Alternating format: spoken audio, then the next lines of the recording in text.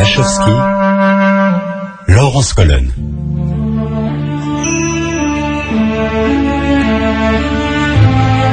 Ce dont je parle ne peut pas être expliqué, c'est jamais inexplicable et inexplicitable, point à la ligne, et injustifiable. L'expérience de l'éveil, c'est cette aventure intérieure indicible, insensée, que va tenter de nous faire partager Stéphane Jourdain, notre invité, aujourd'hui dans Spiritualité, avec toute l'audace, l'humour et le détachement qui caractérisent ce jeune homme de 80 ans, auteur entre autres de L'irrévérence de l'éveil.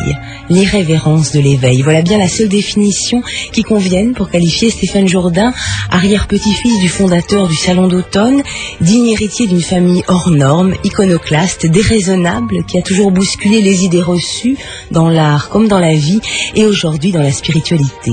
Rencontre donc avec un homme remarquable, un sage pas sérieux du tout, qui nous fait partager son cheminement intérieur si singulier, ce qui vous a amené, Stéphane Jourdain, voilà déjà plus de 50 ans, à vous éveiller à l'éveil.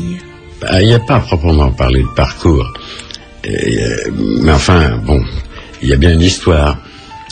Mais c'est une histoire à qui on a coupé la tête, à qui ce que j'appelle l'éveil a coupé la tête. Un soir de 1947, j'avais 16 ans, et en fait, je cherchais bien quelque chose, mais absolument pas l'éveil. J'avais jamais entendu parler d'éveil ou d'une transcendance quelconque. J'étais en pleine forme, je me passionnais pour la conscience de soi, mais je n'imaginais pas que... Ce que je pouvais être incapable d'imaginer, c'est que je puisse me creuser plus que je m'étais déjà creusé. Et en fait, ce soir-là, je me suis creusé sans m'en rendre compte, sans le faire exprès, en m'interrogeant inlassablement, avec une passion énorme et en m'amusant prodigieusement. C'est très important de s'amuser. Oui, un chercheur spirituel qui s'ennuie ou qui s'emmerde, il a déjà tourné le dos à ce qu'il cherche. Alors, j'avais embrayé sur un grand questionnement qui est à partir de la petite phrase de Descartes, je pense, donc je suis. Et j'avais pressenti quelques jours avant, j'avais senti dans un éclair, dans cette petite phrase de Descartes, que cette petite phrase de Descartes contenait une vérité d'une importance ultime et qui me concernait directement comme rien ne m'avait jamais concerné. En fait, il y avait dans cette petite phrase de Descartes la différence entre ma présence et mon néant. Je pense donc... Je suis. Et je me répétais sans cesse, je pense, donc je suis, mais je m'y prenais d'une façon un peu particulière. Je ne spéculais pas.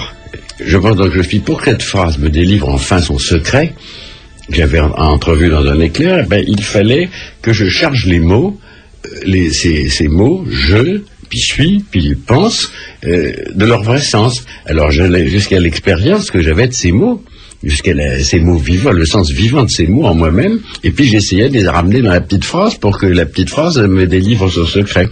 Et puis, au début, je pensais que ça allait durer 5 minutes, et puis au bout de 4 heures, j'avais pas la réponse, l'éclair n'avait pas jailli, et j'insistais.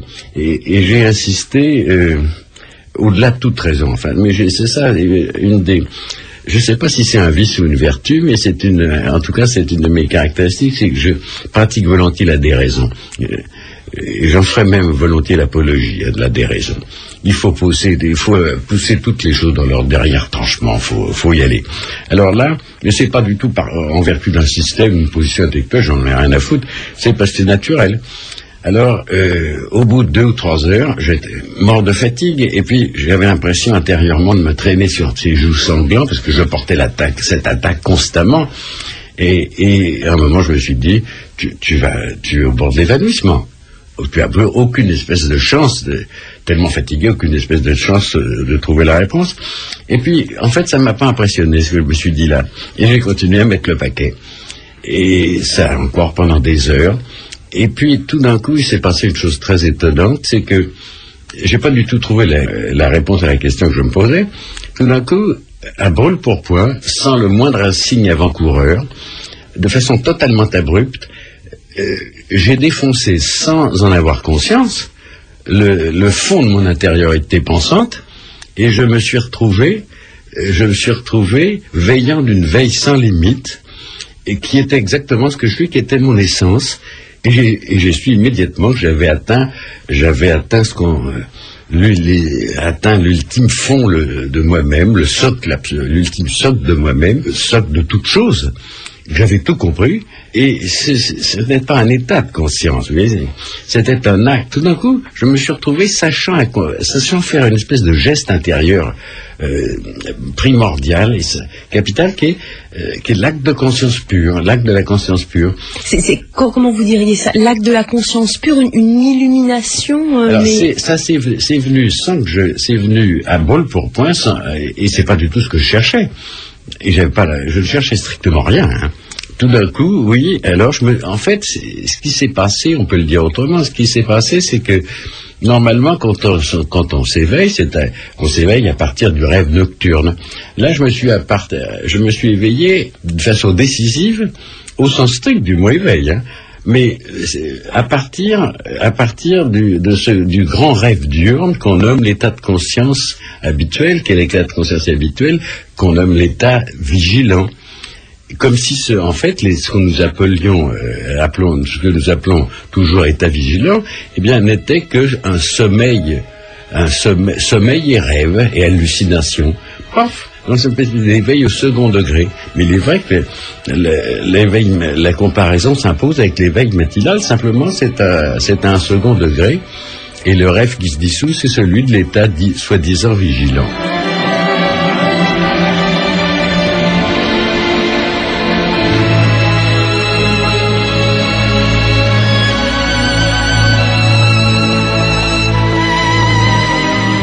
Peut dire, Stéphane Jourdain, qu'à 16 ans, vous avez réalisé quoi? Que nous sommes tous endormis, même quand nous nous croyons réveillés? J'ai réalisé, alors, oui, nous sommes tous endormis, oui, bien entendu, mais j'ai réalisé surtout que, jusqu'à présent, je n'avais fait, si vivant étais-je, je n'avais fait qu'existailler, et j'ai découvert qu'il existait une chose telle qu'une existence absolue. Qu'est-ce que c'est qu'une existence? Une existence absolue est impossible de donner la substance. Et on peut essayer de la caractériser, cette existence absolue. Alors, existence absolue, conscience absolue, c'est une même chose. Vigilance absolue, c'est une même chose. Alors là, ce qui s'est mis en place, c'est une conscience infinie. Il y a la conscience de soi ordinaire, qui est déjà miraculeuse. La conscience, c'est quoi? C'est le fait que ce miracle, en vertu duquel notre être intérieur s'apparaît à lui-même. Ce je me sais fondamental.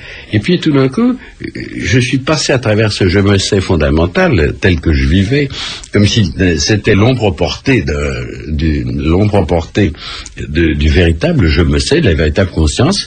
Et là, je suis devenu un acte de conscience, et cet acte de conscience était un infini. C'est un infini de conscience, un infini épatant d'active conscience. Et c'était ce que j'étais. Mais alors, à ce moment-là, Steve Jourdain a disparu, vous étiez devenu un surhomme, vous aviez décollé Non, pas du tout. C'est l'homme que je suis qui est devenu cela. Je me suis pas dissous dans le grand tout. J'ai compris que j'étais, et ceci à titre purement personnel, sauf évidemment, cette personne-là ne ressemblait pas beaucoup au petit jeune homme que j'étais. Vous disiez tout à l'heure, Steve Jourdain, vous parliez d'ombre. Au fond, jusqu'à maintenant, on serait quoi? Ou moi, je serais quoi? Une sorte d'ombre? Une sorte d'ombre, oui. Nous sommes d'illusion. Tous, même à cette époque très faste de la vie d'un homme qui est son enfance, il est tout de même enfermé, une espèce de bulle subjective, et il ne s'atteint pas lui-même. Il ne s'atteint pas lui-même, on pourrait employer cette image, il n'atteint que l'ombre portée de lui-même.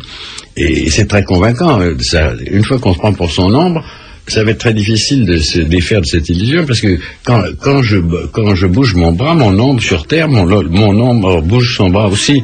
Donc ça confirme le fait que je suis mon ombre. Et alors c'est quelque chose comme ça.